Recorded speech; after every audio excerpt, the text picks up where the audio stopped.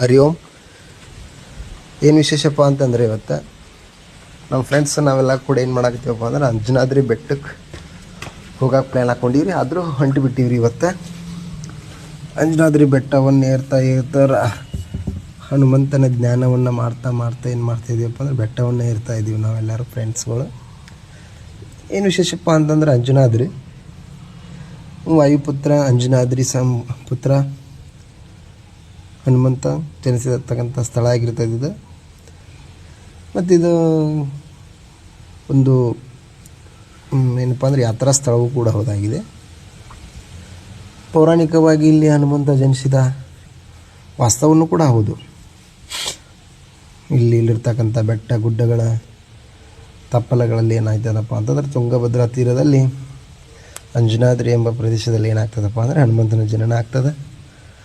ಲಂಕಾಧೀಶನ ಗರ್ವವನ್ನು ಮುರಿದು ಕಿಸಿಂದ ರಾಮನಿಗೆ ಪ್ರಿಯ ಭಕ್ತನಾಗಿರ್ತಾನೆ ಅಂತ ಹೇಳ್ಬೋದು. ಈಗ ನಾವೇನು ತೋರ್ಸಾಕತ್ತೀವಲ್ರಿ ಗುಡಿ ನಿಯರ್ ಅಲ್ಲಿ ಹನುಮಂತನದೊಂದು ಮೂರ್ತಿ ಐತಿ. ಮೂರ್ತಿ ಅನ್ನೋಕ್ಕಿಂತ ಅದು ನೈಸರ್ಗಿಕ ದತ್ತವಾಗಿ ಕಾಣ್ತಕ್ಕಂಥ ಮೂರ್ತಿ ಇದೆ. ಅಲ್ಲಿ ಎತ್ತರ ಪ್ರದೇಶದಲ್ಲಿ ಏನಾಗುತ್ತಪ್ಪ ಅಂತಂದ್ರೆ ತುಂಬ ಚೆನ್ನಾಗಿದೆ. 500ಕ್ಕೂ ಹೆಚ್ಚು 1000 ಕಸನೆ ಮೆಟ್ಟಗಳನ್ನು ಹತ್ತಿ ಇಳಿದು ಹನುಮನ ದರ್ಶನವನ್ನು ಪಡೆದು ಪುನಃ ಏನು ಮಾಡ್ತೀವಪ್ಪ ಅಂದರೆ ಕೆಳಗಡೆ ಬರಬೇಕು. ಮ್ಯಾಲಿಂದ ಟಾಪಿಂದ ಯಾವ ರೀತಿ ಚೆನ್ನಾಗಿ ಸುತ್ತಮುತ್ತಿನ ಪ್ರದೇಶ ಅಲ್ಲಿರ್ತಕ್ಕಂಥ ಕೃಷಿ ಭೂಮಿಗಳು ಮತ್ತು ಅದೇ ರೀತಿ ಅದರ ಬಲಭಾಗದಲ್ಲಿ ಅಥವಾ ಹರಿತಕ್ಕಂಥ ನದಿ ತುಂಬ ಚೆನ್ನಾಗಿ ಕಾಣ್ತೈತಿ. ಅಷ್ಟೇ ಹೊರಗಡೆ ಕೆಳಗಡೆ ಬರುವಾಗ ಏನಾಗುತ್ತಪ್ಪ ಅಂದರೆ ಇವಾಗ ನಾವು ಫಸ್ಟ್ ಟೈಮ್ ಬಂದಾಗ ಇದು ರಾಮನ ಮೂರ್ತಿ ಇದ್ದಿದ್ದಿಲ್ಲ. ಇವಾಗ ಏನೈತಪ್ಪ ರಾಮನ ಮೂರ್ತಿ ಇದೆ ಅಂತ ಹೇಳ್ಬೋದು. ಅದೇ ನಾವು ಫಸ್ಟ್ ದ್ವಾರ ಕಾಣ್ತೇವಲ್ಲ ರೀ, ಇದು ಏನಪ್ಪ ಅಂತಂದ್ರೆ ಆನೆಗುಂದಿಯಲ್ಲಿ ಹೋದ್ರೆ ಫಸ್ಟ್ ಕ್ಲಾಸ್ ಪ್ಲೇಸ್ಗಳದಾವ. ಮತ್ತು ಅದೇ ರೀತಿ ಇದು ವಿರೂಪಾಕ್ಷ ದೇವಾಲಯ ಅಂತ ಹೇಳ್ಬೋದು. ವಿಜಯನಗರ ಸಾಮ್ರಾಜ್ಯರ ಕುಲದೇವರು ಏನಪ್ಪ ಅಂತಂದ್ರೆ ಹರಿಹರ ಹಕ್ಕಬುಕ್ಕ ರಾಯರಿಂದ ಹಿಡಿದು ಶ್ರೀಕೃಷ್ಣ ದೇವರಾಯರವರೆಗೆ ಬಾಳಿ ಬೆಳಗಿರ್ತಕ್ಕಂಥ ಸಾಮ್ರಾಜ್ಯ, ಜಗತ್ತ ಕಂಡ ವಿಶೇಷ ಸಾಮ್ರಾಜ್ಯವಾಗಿರ್ತಕ್ಕಂಥ ವಿಜಯನಗರ ಸಾಮ್ರಾಜ್ಯದ ದೇಗುಲ ವಿರೂಪಾಕ್ಷ ದೇಗುಲ ಇದು.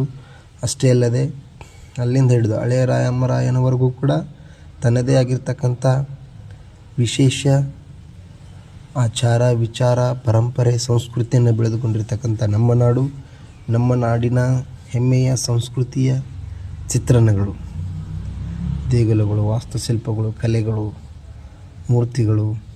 ಅಷ್ಟೇ ಅಲ್ಲದೆ ದೇಗುಲದ ಗರ್ಭಗುಡಿಯಲ್ಲಿರ್ತಕ್ಕಂಥ ಅಲಂಕೃತವಾಗಿರ್ತಕ್ಕಂಥ ಚಿತ್ರಗಳು ಕೂಡ ಏನಾಗಿತ್ತಪ್ಪ ಅಂದ್ರೆ ವಿಭಿನ್ನವಾಗಿರ್ತವೆ ಅಂತ ಹೇಳ್ಬೋದು. ಸರಿನಾ? ಅಷ್ಟೇ ಅಲ್ಲದೆ ಏನಪ್ಪ ಅಂತಂದ್ರೆ ಈಗ ವಿಜಯನಗರ ಸಾಮ್ರಾಜ್ಯವನ್ನು ಹರಿಹರ ಹಕ್ಕಬುಕ್ಕರಿಂದ ಹಿಡಿದು 4 ಮನೆತನಗಳ ಆಳ್ವಿಕೆ ಮಾಡ್ತವೆ. ಸಂಗಮ, ಸಾಳ್ವ, ತುಳುವ, ಅರೆಬೀಡು ಈ ರೀತಿ ಆಳ್ವಿಕೆಯನ್ನು ಮಾಡ್ತಾರೆ. ಹರಿಹರ ಬುಕ್ಕರಾಯರಿಂದ ಹಿಡಿದ ಕೇಸಿಂದ ಅತಿ ಶ್ರೇಷ್ಠ ಯಾರಪ್ಪ ಅಂತಂದರೆ ವಿಜಯನಗರ ಸಾಮ್ರಾಜ್ಯ ಅತಿ ಶ್ರೇಷ್ಠ ಯಾರಪ್ಪ ಅಂತಂದರೆ ಯವರ ರಾಜ್ಯ ಪ್ರತಿಷ್ಠಾಪನಾಚಾರ್ಯ ಅಂತ ಬಿರುದನ್ನು ಪಡೆದಿರ್ತಕ್ಕಂಥ ಶ್ರೀಕೃಷ್ಣ ದೇವರಾಯ. ಅಷ್ಟೇ ಅಲ್ಲದೆ ಏನಪ್ಪ ಅಂದರೆ ಸ್ವಲ್ಪ ವಿಜಯನಗರ ಸಾಮ್ರಾಜ್ಯಕ್ಕೆ ಹೋಗುವ ಎಡಬದಿಯಲ್ಲಿ ಏನು ಕಾಣ್ತದಪ್ಪ ಅಂದ್ರೆ ಉಗ್ರ ನರಸಿಂಹನ ಮೂರ್ತಿ ಕಾಣ್ತದೆ.